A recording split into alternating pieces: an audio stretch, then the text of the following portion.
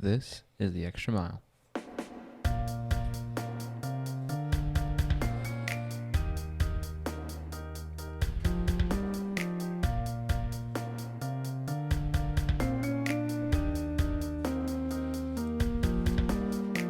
Hey everyone, welcome back to The Extra Mile. I'm Caleb Spear along with G5. the G5, who's already laughing as we're beginning this episode. Cracking me up. I'm sorry. God gave us humor, what can I say? And we are here with our guests, one of the teens from the Milwaukee Ave COC here in Lubbock, Texas, none other than Destanie Mills. How you doing this morning? I'm doing good. Is this early for you? No, this No. is about the time I get up for school. So okay. Yeah. So then not she's too good. bad. She's good. Now, what are you, a junior or a senior? I'm a junior. Junior, right on. Yeah. And you have you thought about college at all right now, or just kind of chilling, or I've deleted every email they've sent me, so get away? I haven't looked yet. I'm contemplating because I'm like, I don't know if I want to go to college for 4 years and be in debt for my entire life. So Hey, the Proverbs has a lot to say about being a steward with your money. So, But we're not here to talk about that specific topic. No. We're going to be talking about, hey, what's it look like pretty much to be a Christian these days in 21st century America as a teenager? Yeah, we really want to bring on the teenage perspective. We're a few weeks into the school year, and I think it's important for especially Christians of all ages to communicate with each other and to connect with each other and not to be distant like sometimes we see. And this is a good way for us to hear their perspective, and it's important to us. And so we're going to dive right in. We have a few questions, and we hope this conversation is a nice, chill, lively conversation for you guys to join us. Yeah, teens in every generation can't kind of end up getting overlooked. Yeah. Right now in the teen class at Milwaukee, we're looking at Daniel. When they were brought out of Babylon, they were probably about your age, Destiny. Esther's a teenage girl. Mary, when she has Jesus, she's probably like 14, 15, maybe. Oh, man. yeah. There's a lot of That's teenagers. Yeah, like there's a lot of them in the Bible, a lot of significant And this stuff. episode isn't just for teenagers, but it's also for parents and students and any of those. Yeah, we can all learn from this. Yeah, absolutely. But we had a listener write us basically a question, and it goes along with our theme today on a teenage perspective, and it is, why do teens have a hard time when it comes to following God? Well, Well, that is a good question. Sorry, I was going to pin it on you. I think there's a lot of reasons, honestly. I think that a lot of teens have I know it's really common in my generation. A lot of them have underlying mental health issues. And so it completely changes the way you think, how you act. And so it can be really hard for them to go out and talk to people about God and stuff. So I think it's just going to be harder to convince someone who has trust issues, depression, anxiety, all this stuff, that there is a God that actually loves them unconditionally, because they're already fighting with their own head and stuff. But Right. And I think also because it's not the norm for teens to just go out and be like, hey, let's talk about God. So, and I just think that a lot of teens conform and choose not to talk about him because everybody wants to be accepted and everybody wants to find that group that accepts them for who they are. And so talking about God and having the risk of you being shunned is something they fear way more. Really? So I think a lot of teens just choose not to because a lot of them just want to find that group that you can find. Is in that high a school big and stuff. thing? Wanting to be in the clique, wanting to be a part of it and not have a negative connotation? Yeah, because I think, I don't know how many people I've seen in high school that, when they're, with their group of friends, they're a completely different person. But when they're by themselves, they're, completely different. And I think that it can be somewhat peer pressure, but I think it's just everybody just wants to find that group. And just in high school, you're still trying to figure out who you are. Sure. And Sure. it's the breed of self-esteem issues and all this stuff. So it's just a lot of teens just want to find that group. And it's really hard to, if I was going to go up to someone who already has depression, anxiety, all these mental health issues, trust issues and stuff like that, it's going to be really hard for me to convince them that there's someone out there who loves them unconditionally. Yeah, and that's probably one of those situations where the words may comfort at that moment for a brief time, but the longer thing is, like, obviously we talk about this all the time. The words got to match the life, as we've all probably experienced, in people in different situations, including those who might struggle with mental health. Is upon seeing, we're going to be talking about this actually today at the children's home. Upon seeing the image of God actually radiating, his being, his love, and his kindness to people is probably what's going to stop people to at least more deeply consider that there actually is an all-loving God. Now, has it been your experience that teens have had this negative view on God? I think that I know at friendship, there's a wide range of teens, and I think that a lot of people, I don't know, I think just people are just trying to figure out who they are first. And so, like, the thought doesn't come across their mind, really. And I think, like, I know for me personally, like, one of the things I struggle with is believing his promises and believing, like, what he says about me, like, my worth and stuff like that. So, I don't know. I think that there's just already, like, they're trying to figure out who they are. Makes sense. And so it's hard for them to grasp that there's someone out there.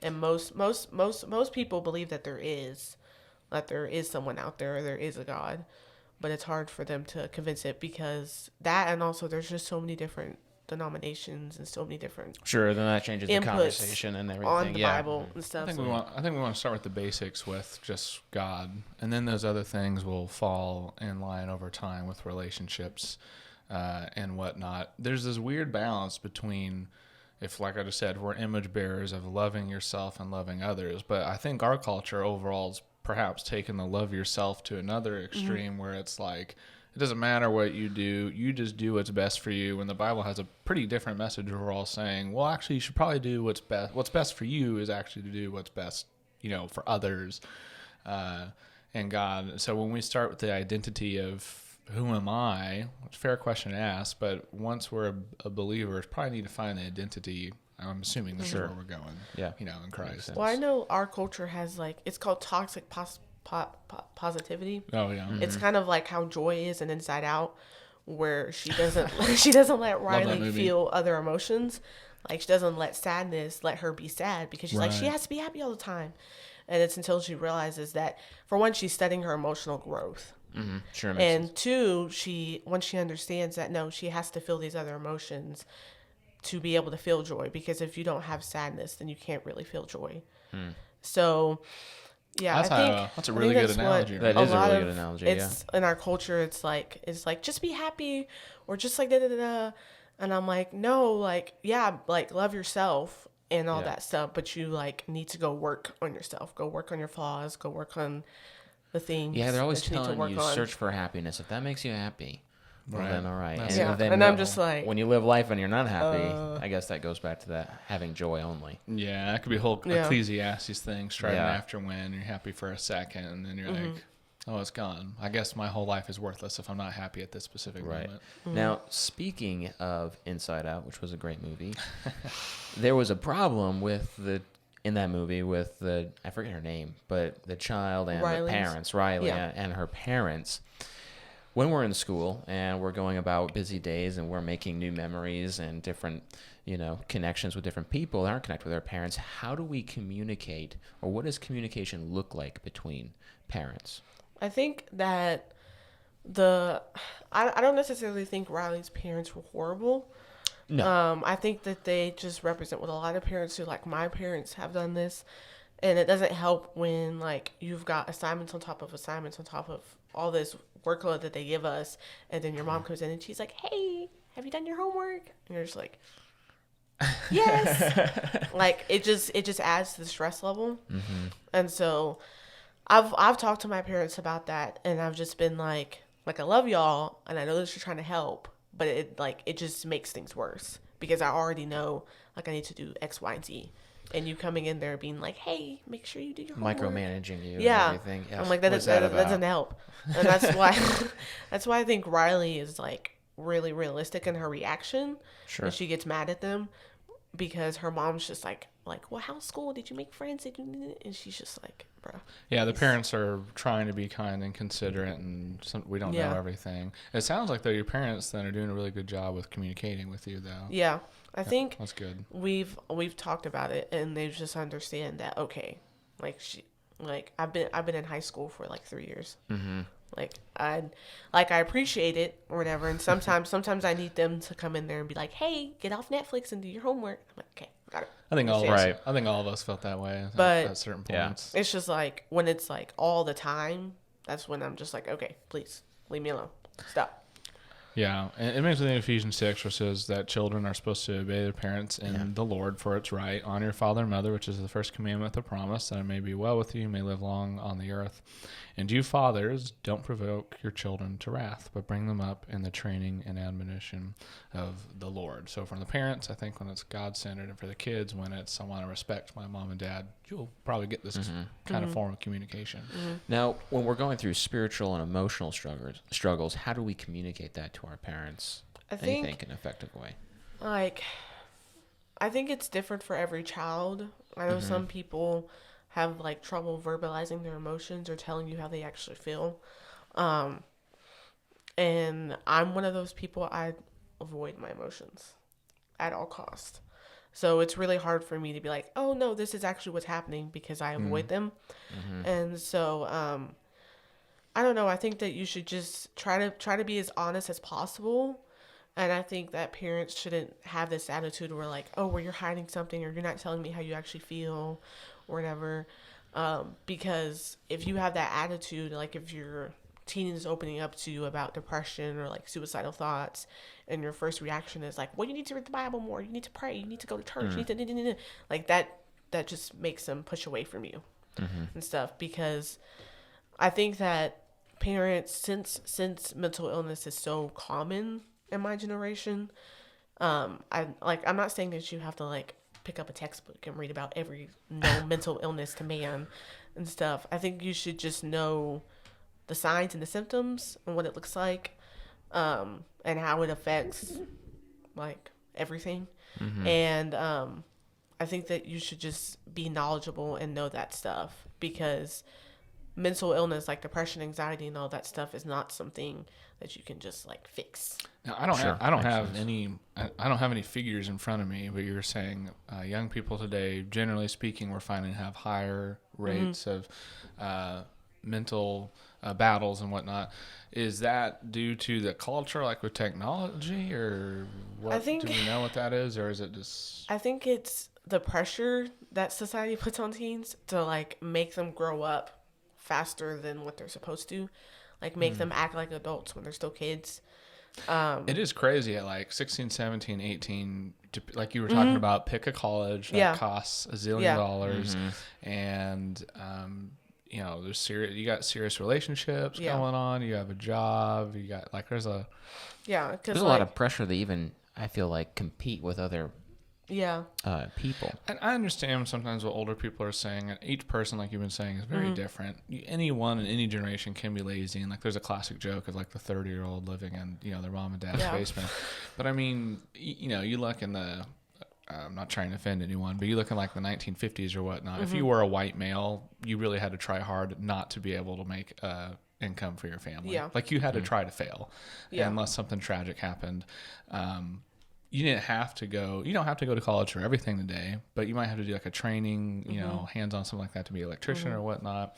The world's changing to where everything's professionalized. And so you're saying things like that. Yeah. And I think a lot of like teens and just the older generation and stuff have come to realize that like it's not a necessity to go to college. Like if that's for you, and like there's certain professions like a doctor and stuff like that where you have to go to school. Like you can't just operate without a license and stuff. Like there's certain professions where you need one in order to be able to do your job. But I think that a lot of them are realizing that like it's not a necessity, and that it just adds more stress. And I remember like for me, like they came to me like at middle school. And were like, let's set up your 4-year high school plan. Let's figure out college. Yeah, I remember that stuff. That stuff stressed me out. Yeah. I'm 12 years old. I have no clue what I want to do with my life. I had Please no clue leave me alone. Yeah, same. And so I don't know. I think that it's just society's pressures. Like I know for friendship, there's like hundreds of posters put up like for colleges. There's posters Right. put up for like dating Wow. abuse. There's posters put up for like suicide hotlines and stuff like that. It's a lot going on. And it just like it doesn't help for it to be like screaming at your face, and for people to be like, okay, what are you gonna do? What are you gonna do? And it's just like it doesn't help. And I don't know, friendship is just very sometimes not the best when it comes to mental health.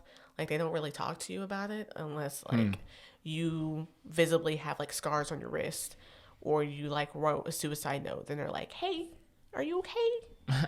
But like besides that, Wow. they don't really But do. they're the biggest school in town, Yeah. aren't they? I think like if you like, I know there's something with Texas, like one of my best friends, Chloe, like because of her mental health struggles, she gets accommodations and stuff. Sure. So they have to change some stuff for her. But like, I don't know. That's why I've never gone up to the counselors and been like, hey, Well, because you said, I know we got to get moving on, but I think it's really important to point out where you said, hey, like if you actually struggle, really, like something such as depression, just being told, hey, pray it away and keep reading your Bible. Yeah, I would invite someone to keep reading their Bible and keep praying, but I mean, think about it. If someone, this is what the faith healing, crazy Pentecostal charismatic stuff does, where they abuse God's word, where they fake healings, or they say, if you just believe the cancer go away. That's essentially what happens with mental health. It's just as real as, breaking my leg. And for us to say, oh, if you really had faith or really love God or whatever, it'd be taken away. You never told God he can't do anything. But to say that's the problem, no, just like the broken leg. We go find the treatments where we can, where we're blessed, Right. in the medical field. Not saying to let go of God, but that's a Yeah, and I blessing think, from God to go seek those things. like, Right. you should obviously read your Bible and pray. Sure, But sure. like, I think the number one thing is you should get professional help. Exactly, that's what I was Like, trying to like say. your parents and like your friends, and like you can rant to them and they can give you advice and all that stuff, but they're not qualified to help you. Right. Like they don't have the Right. tools. Right. So I don't. And we do like, that for cancer treatment, Yeah. heart treatment, anything. Go check it out. We do the same thing for our mind. Yeah. For sure. Makes sense. So there's a lot of pressures I'm feeling. There's a lot of pressures from society for you to understand what you want to do, who you want to be when you're just trying to figure it out.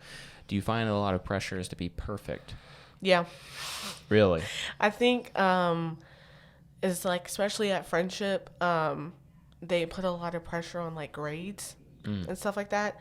And like they don't have to verbally say it, but it's there in the sense that they're like, you need to have a 4.0 GPA, you need to be at the top of your class, always make A's if you want to get into like any good college whatsoever. We should have my wife on the show. It sounds like her life. And it was a little bit for me too. Yeah, but Wow.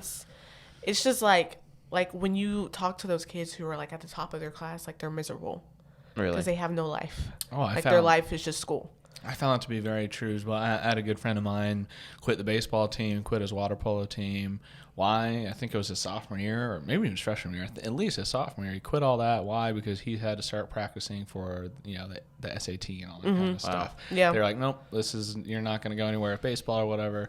Get cracking on the on the man. SAT. Yeah, that SAT is like ranked into our head that determines like your entire future. Yeah. So they're like, you need to study. There's a lot of Make sure you do identity in that, amazing. too. There's Yeah. a ton of identity in it. And if Yeah. you like it and you're great at it, go for it. Do it all to the glory of God. But And yeah, our culture is really obsessed I with think that. also a lot of kids that go to my school that are obsessed with their grades and stuff is because they come from like first generation immigrant parents, and so their They view it like that parents, opportunity. their parents like, you have to do good so that way you can get this prestige and all that stuff, and a lot of the kids in my school that are like up there usually come from like first generation parents Really? Interesting. because they have that pressure to be like, you have to be like the best.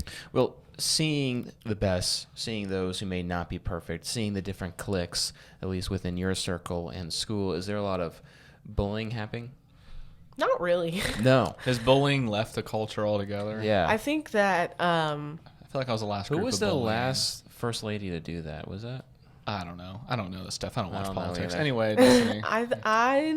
I don't really see it that much in the high school. I think that generally everybody everybody at the high school has their own group, and like nobody really cares. Even online, That's what it. people Like, if call someone- online hazing or anything like that. That I've seen that happen a lot, Okay. but I've seen that happen a lot with like famous people. It's also Like true, they actually. get ridiculed for like everything. Like they can trip, and they're like, "How dare you?" or whatever. But I So don't. at least a friendship, and you feel like bullying overalls, it's not. That Yeah, it's big not. Of a deal. I don't see it. So that hate is often. digital now. Now, I guess it's digital. Now, how many people are in your class? Just your class? My class, Just I- ballpark it. I think it's like 400, 500. Okay. There's a lot of pretty big. kids. That was pretty big. Mine was a little bigger than that. I was the valedictorian. Yeah. Nice Oh, job, George. Yeah. Gonna be yeah. Yeah, Yeah. I was the only one in my class. Can that be me? You won all the awards. I did. Good job, Athlete good of the job, year. good I job. was the Gold best. star. All of it. George I was- think bullying happens a lot with like I've seen that with special needs kids. Oh, really? Wait, special like- needs kids get bullied? Like, well, no, like just people treat them different. Like it's just Oh, like oh, oh. subconsciously people will just like get uncomfortable or something. Yeah. Like especially like with kids with Down syndrome, like people will Sure, talk sure. to them like they're 5, and I'm like they're not stupid. Yeah. They just have a disorder. Right. Yeah. Like Yeah, most of them, believe it or not, with a lot of those people, they can tell yeah, if they're being talked Exactly. down to. Yeah, and those are things that, sometimes you have to learn. But that's another good way for a Christian to stand out, how they treat those people. Now, that could get on a whole another topic. Let's keep going, though. Sorry. Well, it just seems like, man, this generation's challenges are different from even when I was a kid. Yeah, it always Yeah. looks the content's the same, but how it comes out is going to Yeah, be it's different. gonna be There's nothing new different. under the sun, but it'll, on the surface Right. look different. Right. I mean, as a Yeah. 90s kid, it was all the DARE program, peer pressure, and just say no, like a broken record. And Yeah, ours was You'll be, called, yeah. yours was Dare. yeah. Ours was called Red Ribbon Week, and it was say Oh, no. yeah, we had say- Red Oh, Ribbon you guys Week. had that? Okay, so that's the thing nationwide. Yeah, say no to drugs. yeah. And everyone like would cross out the no on like their bracelet and stuff. Like I don't know how well the message works. There's a lot of drugs in my high school. Yeah, I feel like it was always drugs or stop, drop, and roll and things like that. But it's always like personal. It was very physical, but now it just seems more like pressures from culture, society, and Yeah. even media. Yeah, I know that for like young girls, like as a whole, there's a lot of pressure for our bodies to look a certain way. Oh, yeah. Like you have to be slim, or you have to be skinny, or you have to be this. And it's just like when all you see in media is like a slim woman, which is highly edited to make her look that way and stuff. It's really hard for women who are like plus size to see someone that's like them. And it can come up with body issues. You can have eating disorders and all that stuff. Like that forms into a lot of diet culture and stuff. It's really sad and ironic where the culture has, like we were talking about earlier, can sometimes swing the other way of just accept yourself, be yourself, whatever that looks like, even if it actually is bad for you, but you like it, go for it. To at the same time, that same culture will come out and it's the stresses of what you should be with college or whatnot and what you should accept and what you should look like. You're talking about with their body image. And technology only makes that faster and increases trends and whatnot because just like that, it's front page. See, I'm using old school terminology, but it's Yeah. front page material, right? It's on the top of, Facebook or Instagram or whatever. Yeah. And that definitely affects. And you want to add, if you thought it like peer pressure was hard enough for teens without the phones and stuff, now let's add the culture to influence the teens to influence, like it's just another added level, Yeah. layer. Yeah. Oh, man. Yeah, Yeah. I could see that being definitely, even with materialism now. Okay, so that's where I was thinking next too, is materialism. It's fine to go get the college education. I went to college. I went you do your thing, right? Right. But man, a lot of it is centered. Again, it goes back to what's best for you. Well, what's best for you is if you can have the most stuff that Yeah. you Right. can. Fanciest, best, Yeah, name yeah, brand yeah. things. Yeah. Exactly. Oh Yeah. man. Are you feeling that pressure? A little. Like I feel that the most. That's why like I delete all the emails that colleges send me. Like I just delete them all because I'm just like I have no clue. Yeah. Like I don't want that pressure right now. yeah, I need to figure and it Yeah, out. like pray I about know it, I think know about I know for the very least I'm not gonna stay in Lubbock, but I don't know like where yet, and I'm just like I have time. Like it's not like I have to have this figured out by like a set date. People forget you can even if you can still go to college, and believe it or not, you can take a break between your senior year of high school, and a lot of people don't do that. Maybe for a lot of people, it'd probably go better if they did. Yeah, I went to college and I took a break, and I've been on a break ever since. Nice. There you Good go. job. Right on, George. There we go. Right on. That pressure was just too much. Yeah. Bank account was 0. But with all of this kind of coming to a head as we kind of close here in a second, we see a lot of different pressures. We see, culture and society and even people and Christians really not communicating with each other. We can see struggles in the home. How do we be a positive influence on other people, on our peers, especially as teens or as parents? I think that I know for teens especially, just being there, like, just being there to help, or just being there for them, like have a shoulder to cry on for advice, because a lot of teens don't have that in the home. Like they don't have either parents that will even give them the time of day, Right. or they don't have anyone they can talk to. And so like you don't have to be like, tell me your entire life story. Like you can just let them talk to you and just listen. Right. And just give them your advice, like give them your 2 cents and stuff. And Sometimes they just need affirmation, maybe? yeah, sometimes a lot of times people just need someone to listen, because a lot of teens especially don't really have that like moral support in the home, and or they just don't have parents that like really care to listen. Just being able to listen is a big one. Yeah. Sometimes I feel like, generally speaking, men end up doing this more than women, but sometimes you just want to fix it right now. Yeah. And when the time comes, I'll go for it. But at that moment, a lot of times people and we just need to be heard. Just know it's a friend, someone who just cares, which is so simple. Because you were talking about earlier of how do we, when it came to the bigger topic of like, shining God's light and evangelizing, and there's a lot of pitfalls through there. Skip all that noise. You can get right to it. You can tell them about God and Jesus, but not probably, how you love and how you show is what's really going to determine. So really listening to people's insecurities, tapping into that, affirming them. Because if you're not affirming anyone, especially the loved ones, I'm sure they'll find affirmation somewhere else. Yeah. Somewhere that's not as positive or... But I think it's like you can even tell them like I know what you're feeling. Like I've been there before. Sure. Or like I know how that feels and stuff. Because I think a lot of teens, like sometimes with mental health, feel like they're the only ones. Sure. And I'm like, I can promise you that if we did a survey for kids at Friendship, almost all of them have some type of mental health problems and stuff. But it's just like, because a lot of teens feel alone, or they just don't feel like they have anyone they can talk to about it and stuff. And I think that a lot of people, like everybody has different coping mechanisms when it comes to stuff like that. And some people use like humor. Like that's what Chloe uses. She uses humor. I'm like, You got the class clowns and you got the different stereotypes. That's not funny. She's like, it is to me. Or like some people do unhealthy ways, like me, like I avoid stuff. And so I just think that you just need to be able to listen. And I think that also goes for parents. Like if you just have this attitude of like, well, you just need to read your Bible, you just need to do this, you just need to do this, like I just need to fix it or whatever, that's just gonna make them feel like a problem that like you can't solve, and it's just gonna push them further away from you, because that's not how depression works. It's not like this. You can't just be like, oh, read this verse and now you're not depressed. Yeah, and these things need to go hand in hand. Like we've already talked about this with the medical care. And the same thing, too, is if you could flip it the other way. If you get someone the mental health care or the physical, like broken leg example care, and then also don't tell them why you're helping them, about Jesus. Like there is a most important balance between the two for sure. Do you have something to say, George? I didn't.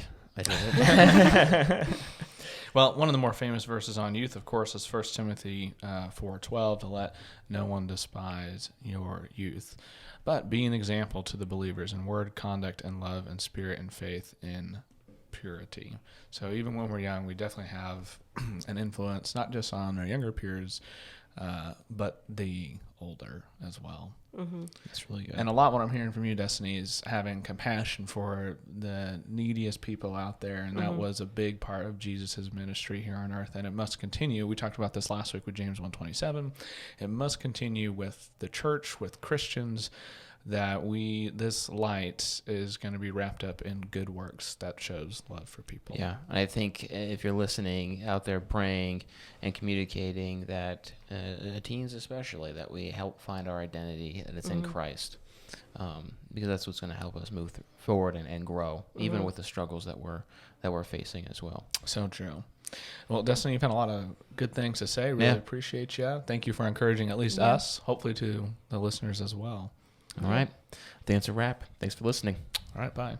Go so.